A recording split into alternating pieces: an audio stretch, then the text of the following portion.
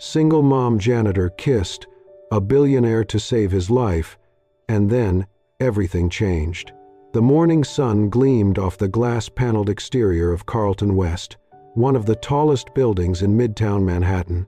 Inside its top floor, the 30th, the boardroom was brimming with executives in dark suits and tailored dresses, their eyes fixed on one man, Miles Everhart, 36, tech billionaire and CEO of Everhart Dynamics. Standing at the head of the long marble table, he was mid-presentation, his voice sharp, calculated, compelling. Then, without warning, it happened. His words cut off mid-sentence. He staggered. A glass of water slipped from his hand and shattered on the floor. One hand clutched at his chest, the other reaching for the edge of the table. His knees buckled. "Miles," someone called. He collapsed. Gasps filled the room. A few executives jumped back from the table. A woman screamed. Phones were drawn, not to dial 911, but to record. Nobody moved to help. 2 floors down, Sophie Layton, 28, was scrubbing the hallway baseboards with her back to the elevators. Her hair, golden and neatly twisted into a low bun, had come slightly undone. Her uniform was spotless, despite the bleach smell clinging to it. She moved quietly, with practiced rhythm. Then she heard it, shouting, panicked voices from the stairwell overhead, something about someone collapsing, a man not breathing. She stood, heart skipping. Without hesitating, she grabbed her cleaning cart and rushed to the elevator. It was locked to her badge. She turned and bolted for the stairwell, racing up 2 flights, breath short, lungs burning. She burst into the boardroom. A man in a suit tried to block her. "This is a private. Move!" she snapped, pushing past him. There on the floor, Miles Everhart lay motionless. His face was pale gray. His lips were tinged with blue. His chest was still. "Has anyone called 911? She demanded. No answer.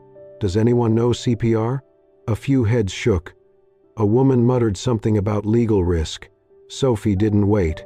She dropped to her knees beside him, pressed 2 fingers to his neck. No pulse. Without hesitation, she laced her fingers together and began chest compressions. 30 steady, forceful pumps. Sweat started to bead at her temples. Her arms ached, but she didn't slow. She tilted his head back, pinched his nose, and gave him 2 full breaths. A man at the end of the room pointed, horrified. "Is she kissing him? She's trying something. Someone stop her." "No," Sophie snapped between breaths. "I'm doing CPR. He's in cardiac arrest." But no one helped her. A few backed away, murmuring. Some still recorded. Her voice softened. "Come on," she whispered to him. "Come back. You're not done." More compressions. More breaths. Suddenly, a cough. Then, another. Miles lurched, his body convulsing as air returned to his lungs. He rolled to his side, gasping and wheezing. A hush fell over the room. Sophie sat back on her heels, breathless, trembling. Her lips were streaked with blood from where Miles had bitten down in seizure. Her palms were raw. Her eyes locked with his, just for a second. His were wide, unfocused, but alive. And then, without a word, she stood. She didn't wait for praise, didn't look for thanks. She walked past the frozen faces, past the executives who had said nothing, done nothing. As she left, she grabbed a tissue from her cart and dabbed at her mouth, wincing slightly at the sting. The elevator doors opened for her this time. Someone must have unlocked it. She stepped in, pressed the button for the basement, and exhaled. Inside the janitor's closet, she stared at herself in the small mirror above the sink. Her bun was a mess. Her face was flushed. She splashed cold water on her cheeks, then laughed under her breath. Just once, dry, disbelieving. She grabbed a clean cloth, tucked it into her belt, and returned to her cart. Without missing a beat, she went back to mopping the same stretch of floor she had been cleaning 10 minutes earlier. It was like nothing had ever happened. The evening air in Harlem was thick with the sounds of a city winding down, honking cars, distant sirens, the hum of conversation from an open window across the alley. Inside a third-floor walk-up, Sophie Layton moved through her small apartment with quiet efficiency. The wallpaper peeled at the corners. The heater knocked like an old engine. But everything was clean, painfully so, scrubbed by tired hands that needed something, anything, to stay steady. "Dinner's ready," she called softly. 4-year-old Lila sat cross-legged on the floor, coloring a picture of a cat with a purple crayon that was worn down to a nub. She looked up with a grin. "Is it noodles again?" Sophie chuckled and held up 2 paper bowls of instant ramen. "Gourmet, as always." She set the bowls down on the wobbly table, then settled into the chair across from her daughter. Lila dug in eagerly. Sophie stirred hers, more out of habit than hunger. Her eyes were heavy. Her arms ached from the strain of CPR. But she said nothing about what happened at work. Not yet. Not when Lila was smiling. Instead, she told a made-up story about a silly cat who got lost in a library and fell asleep on the dictionary. Lila giggled, noodles hanging from her mouth. Later, after a quick bath in the small tub and a lullaby hummed more than sung, Lila curled into bed with her old stuffed bear. Sophie kissed her forehead and whispered, "Good night, baby. Dream something soft." She sat alone in the kitchen afterward, staring at the unopened envelope on the counter, her rent notice. 3 days late. Again. Still, she went to bed telling herself, "At least I still have the job." Morning came cold and gray. Sophie dressed in her uniform, carefully tying her hair into its usual neat bun. She added a dab of lip balm to cover the cracked spot on her mouth where Miles had bitten down. It still hurt when she smiled. Lila was still asleep when she slipped out the door. The subway was unusually quiet. Sophie kept her head down, earbuds in, though she wasn't playing any music. Just white noise. Just enough to block out the world. When she reached the lobby of Carlton West, she flashed her badge at the security desk like she always did. But today, something was different. The guard, a man she'd nodded to every shift for the past 2 months, didn't open the gate. "I'm sorry." "Miss Layton," he said, "you're not allowed past this point." Sophie blinked. There must be a mistake. He slid a sealed envelope across the counter. Her name was typed neatly on the front.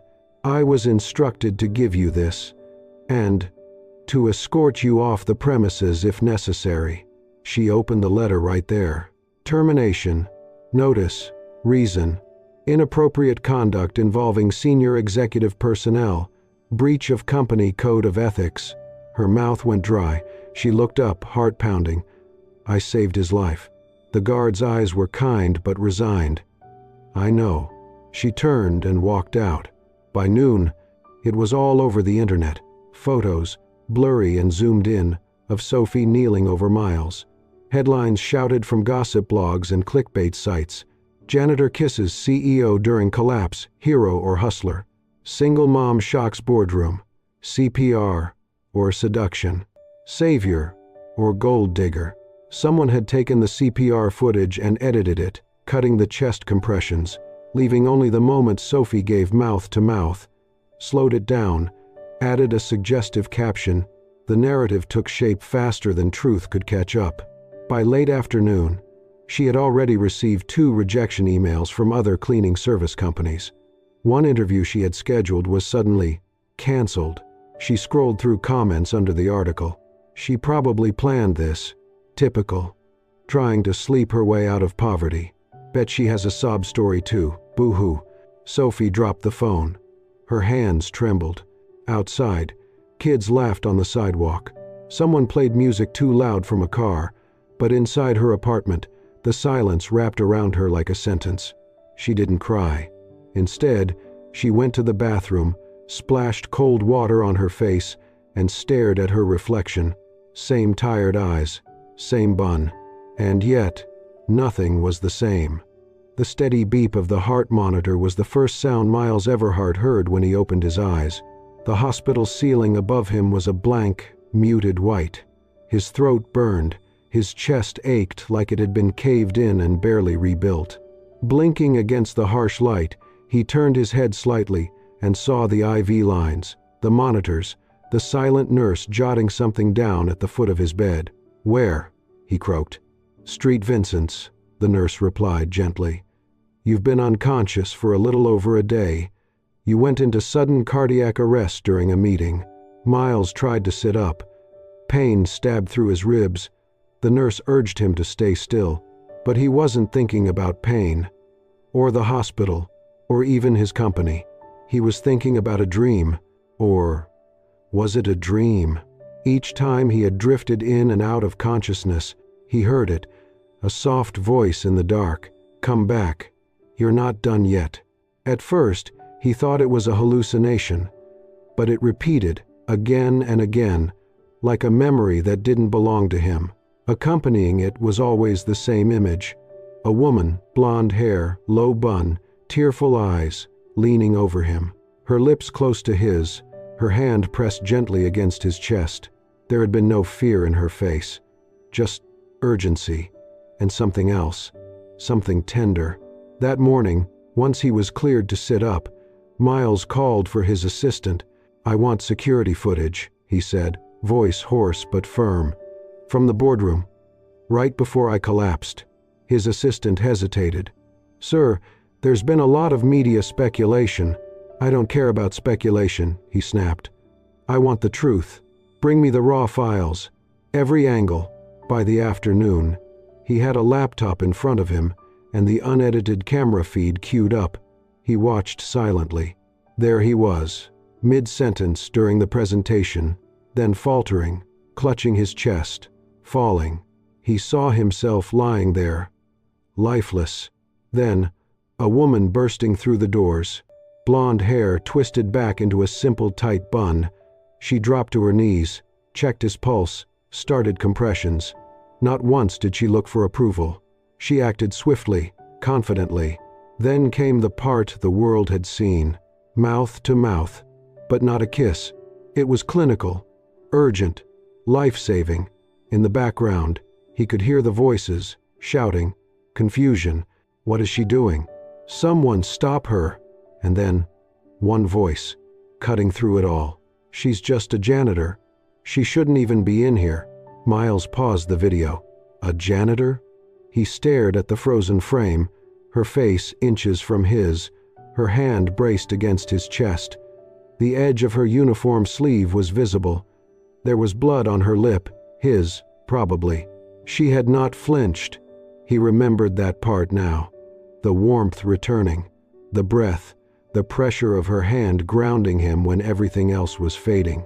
He leaned back slowly, the weight of it settling on his chest. While executives stood frozen, recording, judging, she had moved.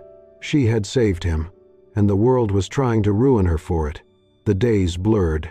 Sophie Layton walked from one end of the city to the other, clutching a worn folder filled with printed resumes and reference letters. Her shoes had started to wear thin. She had sewn a tear in her coat with dental floss. Every morning, she left before Lila woke up, whispering to a neighbor to keep an eye on her, promising to be home by dark. She applied to every cleaning job she could find: schools, motels, hospitals, fast food chains. At first, the interview seemed promising. One manager even smiled when he saw her resume. Then came the pause, the sideways glance at his computer screen, the quiet, "Oh, I didn't realize. You're that Sophie." Another job gone. Again, the footage had gone viral. The internet moved fast, crueler than it was curious. The edited clip, just the moment of CPR, slowed down and captioned with insinuation, kept spreading. She stopped trying to correct it. No one wanted the truth. They wanted scandal. By the end of the week, Sophie had eaten nothing but instant noodles. 3 days in a row, she gave the last of the milk to Lila, mixed hot water with ketchup to make soup when the girl asked for something warm. The inhaler on the nightstand was empty, no money to refill it. That night, Lila wheezed in her sleep. Sophie sat beside her, placing a cool cloth on her forehead, whispering, "It's okay, baby. Mommy's got you." But her own body had begun to betray her, head pounding, limbs heavy, the world tilting when she stood up too fast. Fever clung to her like a second skin. The next morning, she left the apartment anyway, a job flyer crumpled in her coat pocket. On the subway platform, the lights grew too bright. Her legs buckled. The last thing she saw before everything went black was the blur of people stepping around her. The news broke quietly, a small local outlet reporting, "Woman in viral CEO video collapses on subway platform, hospitalized for exhaustion." It took half a day for the story to reach Miles Everhart. He was in his office, ignoring back-to-back meetings, refreshing news pages, watching the online firestorm that refused to die. Sophie's name was still trending, for all the wrong reasons. Then he saw it, the headline. His breath caught. He clicked the article, read it twice. Words jumped out. Extreme fatigue. Single mother. Possible malnourishment. Unemployed. He sat back in his chair, the weight of guilt settling hard on his chest. No one had thanked her. No one had protected her. Least of all him. He picked up his coat and left the building without a word. The hospital room was quiet, save for the rhythmic beep of the heart monitor and the occasional hum of a passing cart in the hallway. Sophie lay still on the narrow bed, her skin pale against the thin white sheet, an IV dripping slowly into her arm. Her cheeks were flushed with fever, her lips dry. Her chest rose and fell shallowly, as if every breath required effort she no longer had to give. Beside her, Lila sat curled in a vinyl chair too big for her tiny frame, asleep with her arms wrapped around a frayed stuffed bear. One of her shoes had fallen to the floor, the other dangled from her heel. Her head rested on the edge of the mattress, as if she'd refused to sleep anywhere but next to her mother. The door creaked open. A figure stepped inside, moving quietly, deliberately. Miles Everhart. Gone was the polished suit, the commanding presence of a CEO. He wore a simple gray turtleneck under a dark wool coat. No security, no assistance. Just a man walking into a room he should have entered long ago. Sophie stirred slightly, sensing the movement. Her eyes fluttered open, cloudy with fever. It took a moment before her gaze focused on the man standing near the foot of her bed. Her voice was barely more than a whisper. "Are you here to tell me to leave the city?" Miles blinked. The question landed heavier than any accusation. He shook his head slowly. "No, I'm here to say thank you, and I'm sorry." Sophie let out a dry, bitter laugh, though it caught in her throat. "Thank you doesn't pay rent. Sorry doesn't erase the headlines." He didn't flinch. Instead, he stepped closer and placed something gently on the small table beside her bed. A paper box, warm to the touch. "Chicken soup," he said. "Still hot. You need something warm. Just for tonight." Sophie stared at the box, unmoving. Her eyes flicked to his, searching for sarcasm, for pity. But there was none. Only a quiet sincerity. Then he pulled a folder from his coat and laid it next to the soup. "Internal documents," he said. "HR records, legal memos. You were terminated without process. I had no idea until yesterday, but I know now." She blinked slowly. He continued, voice lower. "I let someone save my life, and then allowed everyone else to destroy hers. That ends today." Sophie didn't speak. Her eyes welled, but she didn't let the tears fall. She turned her head away, watching the IV line instead. For a moment, neither of them said anything.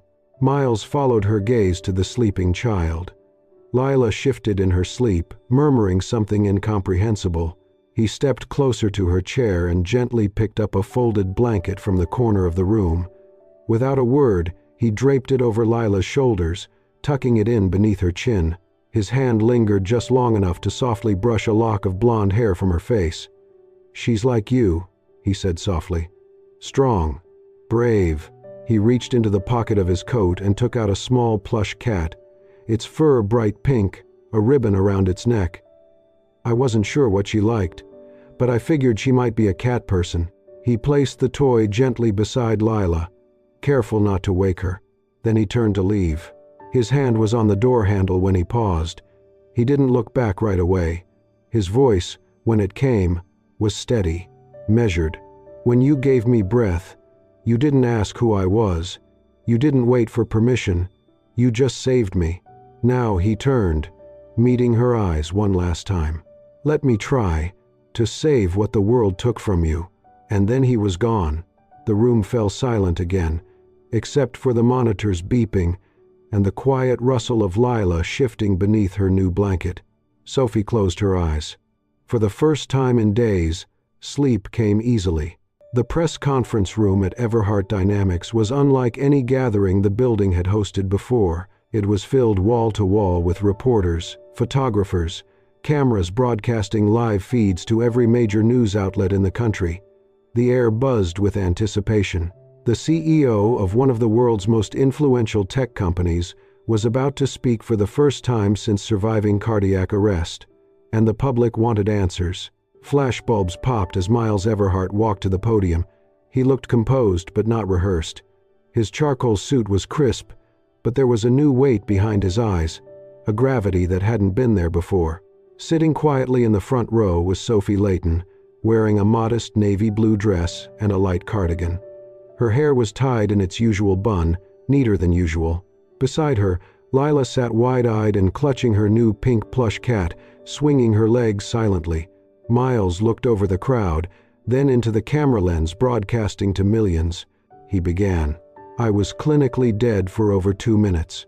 I remember nothing about that day, except the moment I woke up gasping for air, with a single thought in my head. Someone brought me back." A hush settled over the room. That someone, he continued, was not a doctor or a board member or an executive. He paused. His voice, calm but resolute, cut through the air. She was the janitor, the woman scrubbing the hall floors while we talked about million-dollar deals, the one no one saw until she was the only one who moved. Flashbulbs stopped. Silence thickened. "I'm alive today because of Sophie Layton, a woman this world nearly destroyed for doing what no one else had the courage to do." He tapped a button on the podium. Behind him, a projection screen lit up. Unedited security footage played. There was Sophie bursting into the boardroom, Sophie dropping to her knees, Sophie performing CPR with unwavering focus, while executives recoiled and muttered and recorded. The video didn't lie. The real story was there, in every compression, every breath, every moment of bravery. Miles turned back to the crowd. His voice deepened. What she did was not a kiss. It was CPR. It was courage. It was life-saving. He let the words settle. "And what did she get in return?" he continued. "Shame, humiliation, termination." A murmur rippled through the audience. He looked straight into the cameras. "My company failed her. I failed her. That ends today." He declared that all charges against Sophie had been rescinded. Her termination had been reversed. An internal investigation had led to the dismissal of several members of the PR and legal departments who had acted without authorization. He publicly apologized to her and to every worker who'd ever been treated as disposable. "Sophie Layton is not invisible," he said firmly. "She is not beneath us. She is the reason I am standing here today." The room erupted in applause. Reporters stood, flashes returned, but Miles didn't smile. He didn't wave. Instead, he stepped down from the podium. He walked, quietly and directly, toward the front row. Sophie sat very still. When he reached her, he didn't bow deeply. He didn't kneel. He didn't reach for dramatics. He simply stood before her, one man to one woman, and extended his hand, palm open. It was not a handshake.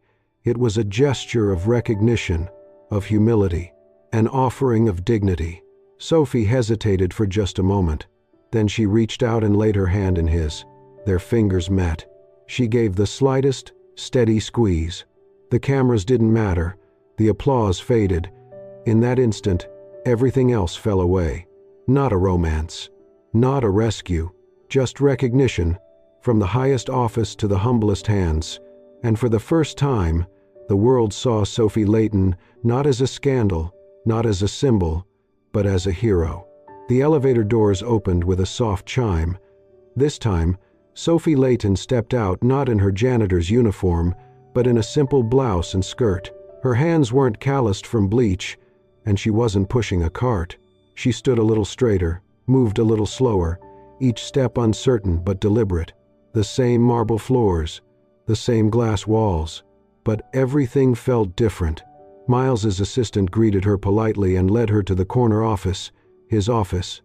She hesitated before stepping in, but the quiet voice of her daughter behind her gave her strength. Lila toddled in, holding her drawing pad tight to her chest, her pink cat plushie tucked under one arm. Inside, Miles Everhart rose from his desk, not with corporate stiffness, but with a warm, respectful nod. "Thank you for coming," he said. "Please, sit." Sophie did. He handed her a slim folder, no more than 10 pages. "I want to start something new here," he said. "An initiative dedicated to the people who keep this place running but are never seen. Janitors, security guards, kitchen staff, drivers." He paused, watching her closely. "I want you to design it." Sophie blinked. "You mean help?" "No," he said gently. "I mean lead it. You'd be the director." She stared at the folder like it might burn her hands. "I don't have a degree," she said softly. "I've never managed a team. People won't see me as a director." Miles gave a quiet laugh, low but not mocking. "You don't need a diploma to know what it feels like to be invisible. You don't need an MBA to recognize where people hurt." He leaned forward slightly. "You've lived it. You know what change should look like, because you know what it feels like to be forgotten." Sophie didn't speak for a long moment. Her fingers traced the edge of the folder. In the corner of the room, Lila sat cross-legged on the floor, scribbling on a page with a pink crayon. Then she stood, walked to her mother, and tugged gently at her sleeve. Sophie looked down. Lila held up her drawing, a picture of Sophie with a superhero cape, standing next to a smiling man in a suit. Between them was a building with a big heart on it. Lila leaned in and whispered, "You saved someone's life, Mama. Now maybe you can save your own, too." The room stilled. Sophie closed her eyes briefly, breathed in, then opened the folder. She looked back at Miles. "I don't want a fancy desk," she said. "I want to be on the floor, with them, listening." Miles smiled. "That's exactly what I hoped you'd say." They signed the papers right there. No confetti, no champagne. Just two people making a decision they both knew was right. 3 weeks later, Sophie stood in her new office, modest, bright. A nameplate on the glass read, "Sophie Layton, Director, People First Initiative." The space had been intentionally designed without walls between her and the staff. Her desk sat at the same level as everyone else's. Photos of employees, cleaners, drivers, cooks lined the bulletin board behind her. She adjusted a stack of folders, brushed a strand of golden hair behind her ear.